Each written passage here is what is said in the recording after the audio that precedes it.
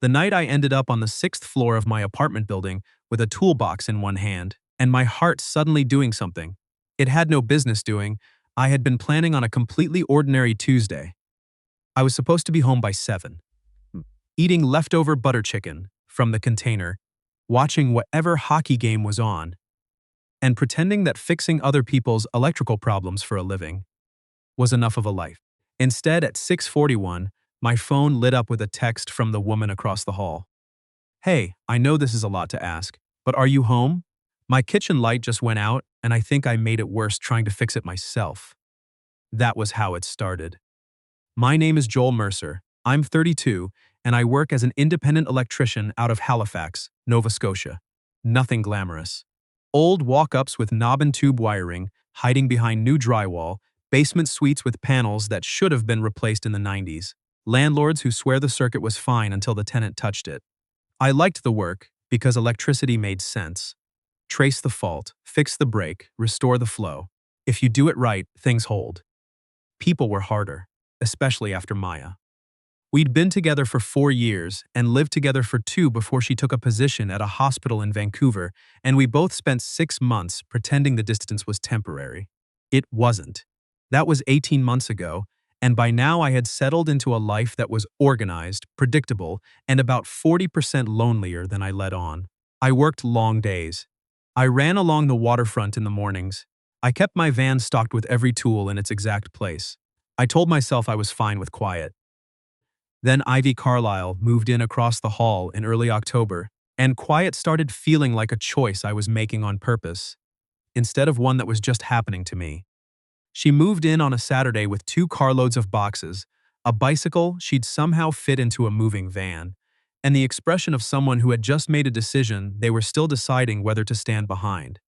She was 29, worked as a marine biologist for a research institute downtown, and had the kind of directness that made you feel seen even when you didn't particularly want to be.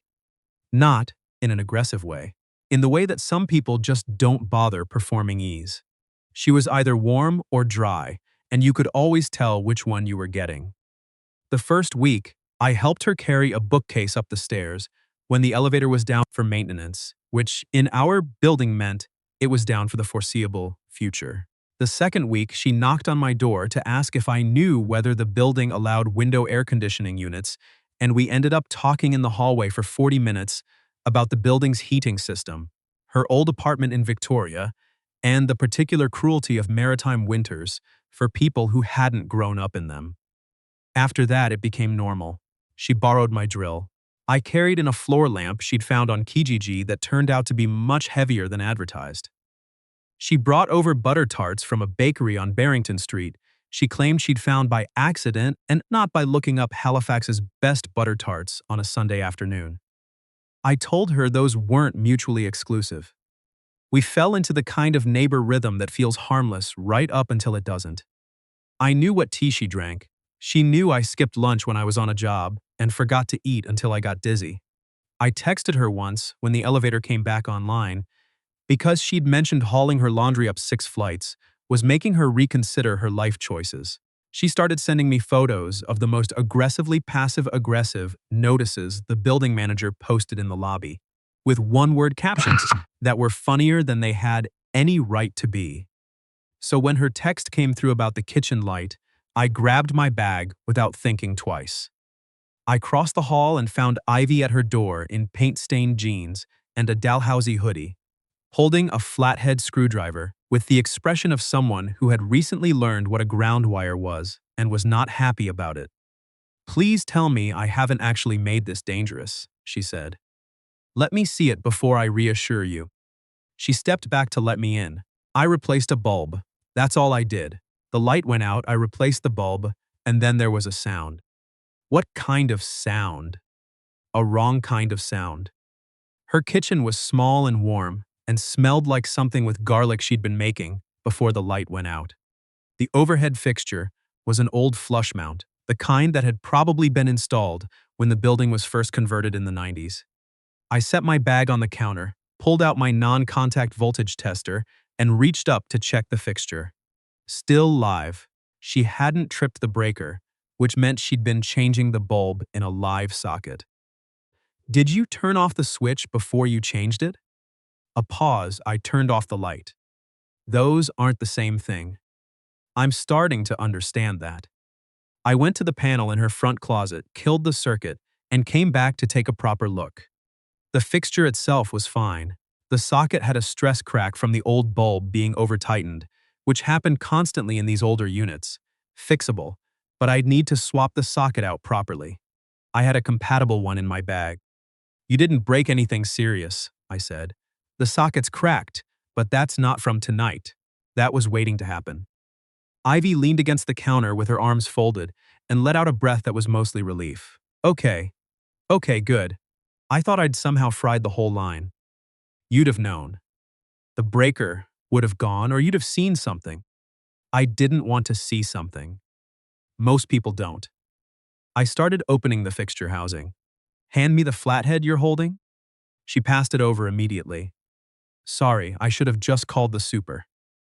The super would have told you he'd get to it in 2 weeks, and then gotten to it in 6. I know, that's why I texted you. That made me smile without meaning to. I focused on the fixture. The kitchen was narrow enough that she stayed close out of necessity, or something that looked like it. Every time she shifted, I became aware of it. The light from the living room was warm and indirect. Outside, November rain tapped against the window in the particular patient way Halifax rain does, like it has nowhere else to be and no reason to hurry.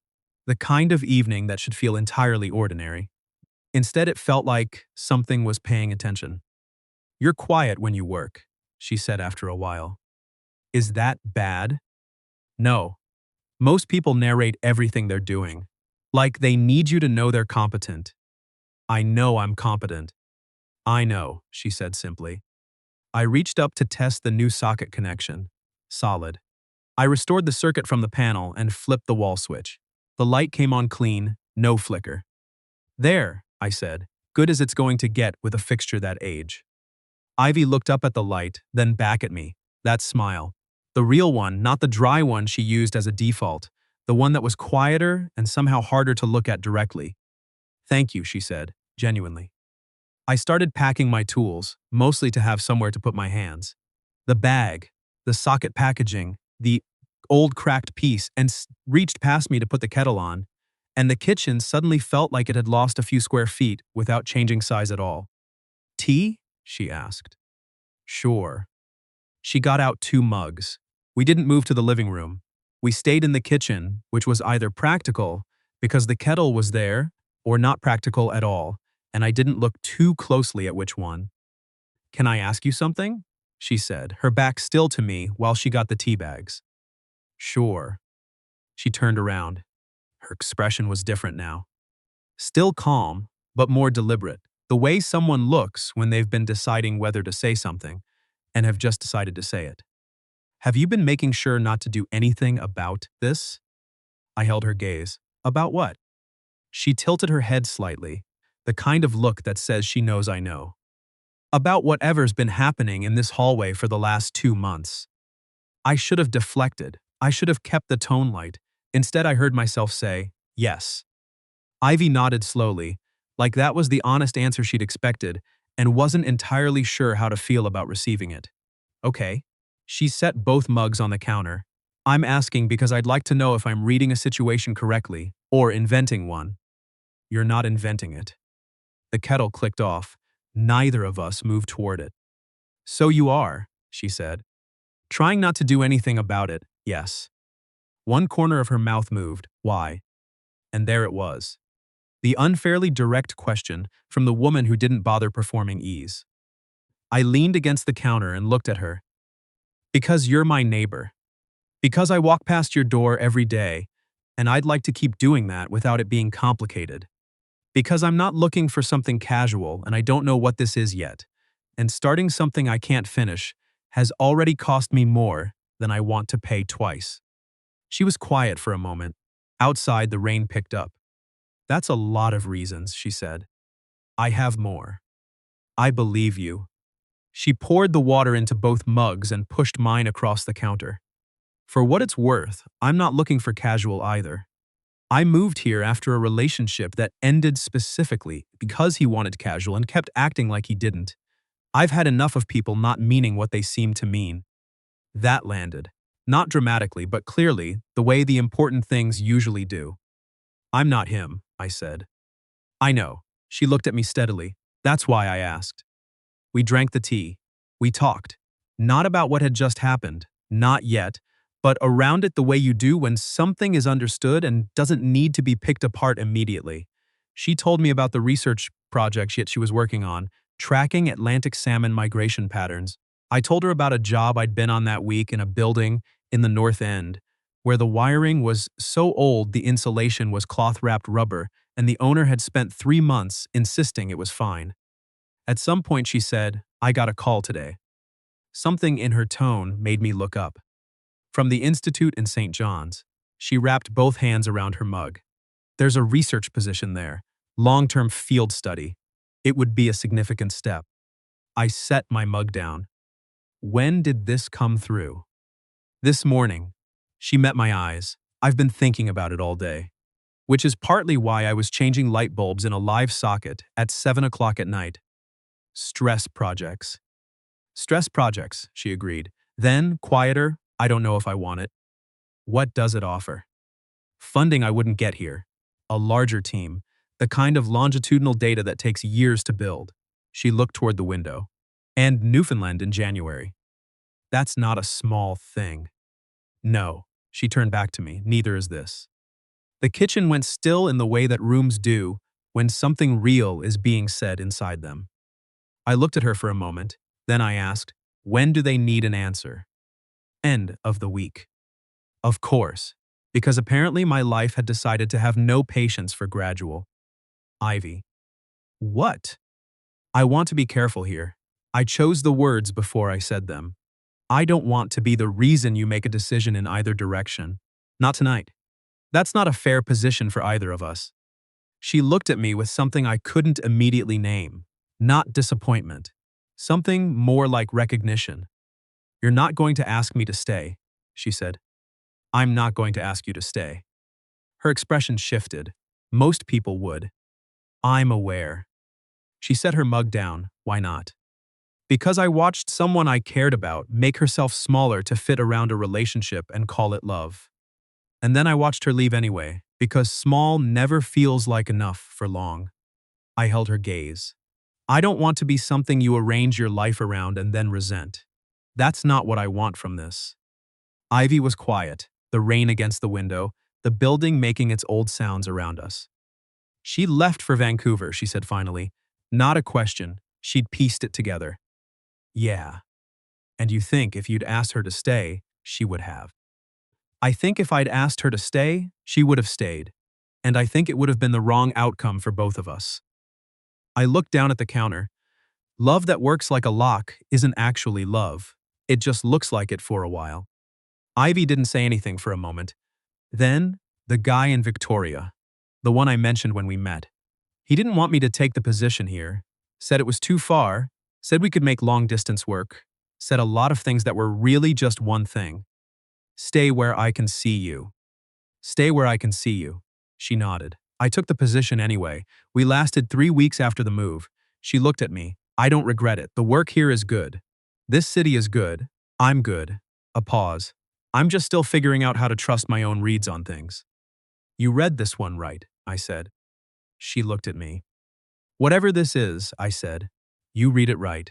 I just didn't want to do anything about it too fast and have it be the wrong thing for the wrong reasons. That's an exhaustingly responsible position. I've been told. That got a real laugh out of her, short and soft. Then it faded, and what replaced it was quieter and more serious and completely worth being patient for. I don't know if I want the position in St. John's, she said again. But I also don't want to, not want it, just because something here is getting interesting. I've done that. I know how that ends. Then don't decide tonight, I said. Think about what you actually want, not what you're moving toward and not what you're moving away from. What do you actually want? She looked at me for a long moment. That sounds easy. It's the hardest thing there is. I know. She picked up her mug again, looked into it. I called my supervisor this afternoon before I called you. She said the position is strong but not irreplaceable, that if I had reasons to stay, there were other opportunities coming in the spring. That sounds like someone who knows their staff. She's good. Ivy looked up. I didn't tell her what the reasons might be. What did you tell her? That I was still deciding. A pause. Which is true. We stayed in the kitchen a while longer. At some point she put on music, low and indistinct, and we ended up at the small table by the window, talking about things that had nothing to do with the other things and everything to do with them. She grew up in Kelowna. Her father was a contractor, which she said explained approximately nothing about how she'd ended up calling the electrician across the hall instead of just Googling it. I told her that was generous. She said she was choosing to be generous tonight. Around 9:30, I said I should go. Not because I wanted to, because we had both said enough to need some time to sit with it. She walked me to her door. Can I ask you something else? She said. You can ask me anything. She leaned against the doorframe and looked at me the way she had in the kitchen, direct and unhurried. If I decide to stay, not for you, but if I decide that what I have here is what I actually want, would you be willing to find out what this is? I looked at her. The hallway light was dim, the old fluorescent hum that the building manager kept promising to replace with LEDs. Her hands were in the pockets of her hoodie. She looked completely at ease, asking the most important question of the last 6 minutes. Yes, I said, without any hesitation, yes. Something settled in her expression. Not relief exactly. More like the confirmation of something she'd already half decided. Okay, she said. Then I'll think about it properly. That's all I'd ask. She smiled, then she said, Joel. Yeah. Thank you for the light. Anytime. She was still smiling when she closed the door. I stood in the hallway for a second longer than necessary, then crossed back to my own apartment, thinking about wiring, about patience, about the particular difference between something breaking and something simply waiting to be fixed. The next morning, I was on a job in Dartmouth by 7:30, replacing a sub-panel in a Century home whose owner had done some creative amateur electrical work in the garage that I was diplomatically describing as ambitious. My phone buzzed at 9:03. I called them this morning. I set down the wire stripper. And a pause, long enough that I looked at the screen twice. I asked if there was a path to doing the first phase of the study remotely, with field visits as needed. They said they'd consider it, which, in research funding language, means probably yes, if I make a good enough case. I read it twice. Did you decide that before or after you called? Before. The call was to find out if it was possible. And if it wasn't? Another pause. Then I was going to have a harder conversation with myself about what I actually wanted. Then, turns out I didn't have to. I sat back against the wall of the Dartmouth garage with my hands smelling like copper and my chest doing something I hadn't felt in a while. That's a good outcome, I typed. It's a provisional outcome, but I'll take it. Then, also, I made too much frittata this morning. Come over tonight if you want. I'll feed you. You can check if the light's still working. I smiled at my phone in someone else's garage like a complete idiot. I'll check the light, I wrote back. That evening was different from the night before. Not quieter, just steadier. The way things feel after a storm has cleared and the air is cleaner than it was. She made frittata with spinach and old cheddar, and we ate at her kitchen table in the light that I had fixed, and she had almost destroyed. And neither of us treated the conversation like it was anything other than what it was. Two people who had decided to be honest with each other and were figuring out what came next. At some point I said, I want to do this properly. She looked at me over her fork. This meaning dinner.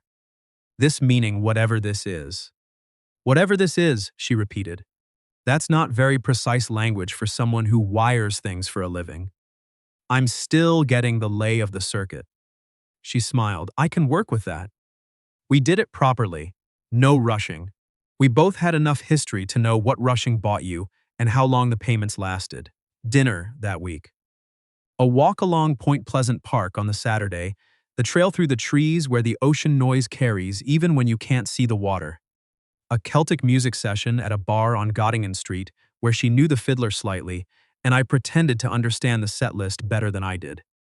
We did not pretend that none of it was happening. We did not manufacture distance to seem appropriately cautious. We were two adults who had made a decision to pay attention to something and were paying attention to it. She started the remote arrangement for the St. John's project in January.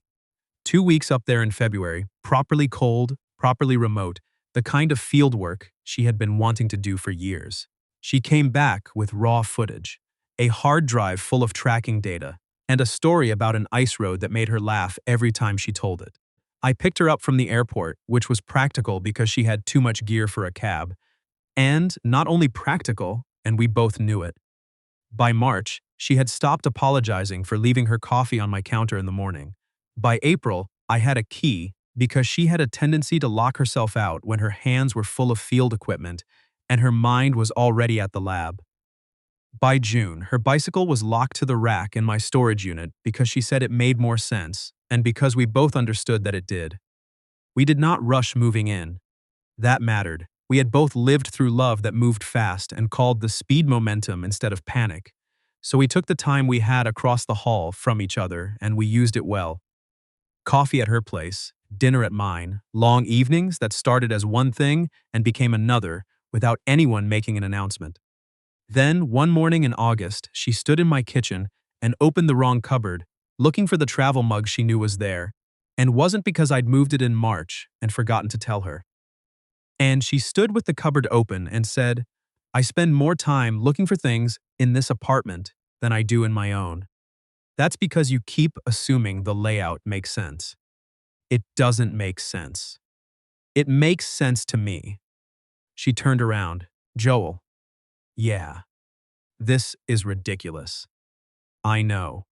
I have a perfectly good apartment across the hall that I use mostly as a place to store my rain gear. I've noticed." She looked at me with that direct, unhurried expression that I had stopped being surprised by and started being grateful for. "I think we should stop pretending the hall matters." I reached past her and opened the correct cupboard, handed her the travel mug. "I think you're right," I said. She moved in the following month, not because she didn't have anywhere else to go, not because it was the next logical step on a predetermined schedule, but because she had spent a year figuring out what she actually wanted, apart from momentum and apart from someone else's needs, and this was what she actually wanted.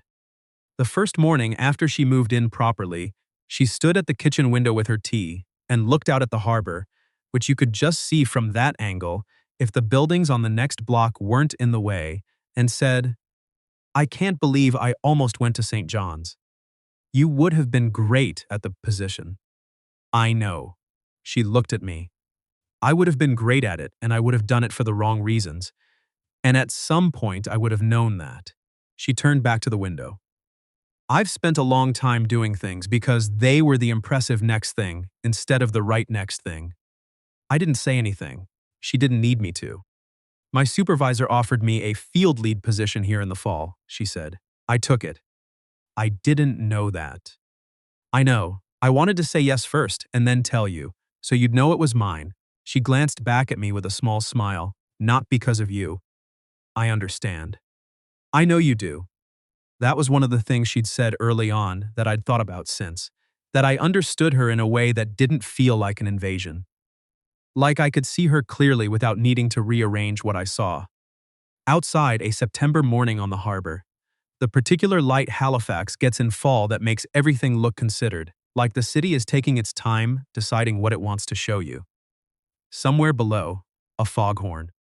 What would you have done if the woman across the hall handed you a screwdriver and a reason to pay attention, and the honest thing turned out to be saying nothing about what you felt until you could say all of it? And have you ever had a conversation in a small kitchen that changed the actual shape of your life? Tell me about it in the comments. If this one stayed with you, leave a like and subscribe. I'll see you in the next one. The thing I keep coming back to is not the kiss or the conversation, or even the moment Ivy asked me directly whether I was avoiding what was obviously already there. What I keep coming back to is the moment I told her not to stay for me. Because that was the moment I understood something I had been slowly learning for about 2 years without being able to name it. When Maya left for Vancouver, I spent a long time thinking the lesson was about distance, about proximity, about what happens when someone's ambitions don't fit the geography you've built together. But that wasn't it. The real thing, the thing underneath, was that neither of us had been honest enough early enough to give the other person a real choice. We had both been performing a kind of optimism, hoping the shape of things would change on its own. And when it didn't, the leaving felt like a surprise that had actually been scheduled for months. With Ivy, I made a different choice. Not because I had read something or been given advice, but because I had already lived through what happens when you don't. There's a version of caring about someone that is really just caring about keeping them near you. It looks like love. It feels urgent in the same way love does, but it doesn't ask the other person what they actually need. It asks them to fit inside what you need, and then calls that closeness. That kind of caring takes something from a person without their knowing, and the worst part is, they usually agree to it. Because the offer feels real. Because they want it to be real. What I've come to believe is that actual honesty about your own wants is harder than generosity. It's easy enough to tell someone you want what's best for them when what's best for them happens to align with what you want. It's something else to mean it when the two things point in different directions. That takes a kind of self-knowledge that most of us have to earn the slow way, usually through getting the other version wrong first. Ivy had her own version of that. She had spent years moving toward impressive opportunities for reasons that were partly about momentum and partly about proving something to herself after her engagement fell apart. It took her a year in Halifax, watching her own life settle into something that actually felt like hers, to understand the difference between a life she was building and a life she was performing. That kind of clarity doesn't arrive because someone hands it to you. You have to sit still long enough to hear it, and that takes its own kind of courage. What worked between us, I think, was that we were both willing to be uncomfortable in the right direction. To say the true thing instead of the easy thing. To let the other person be a full person instead of a solution to something. That's not romantic in the way movies mean it. But it's what makes something last. Not urgency, not certainty. Just two people deciding to keep being honest with each other, one ordinary evening at a time. I still fix her coffee the way she likes it without asking. She still opens the wrong cupboard. Sometimes on purpose. I'm almost certain of it. And every now and then, I look at the light in her kitchen and think about how close I came to just changing the bulb and going home.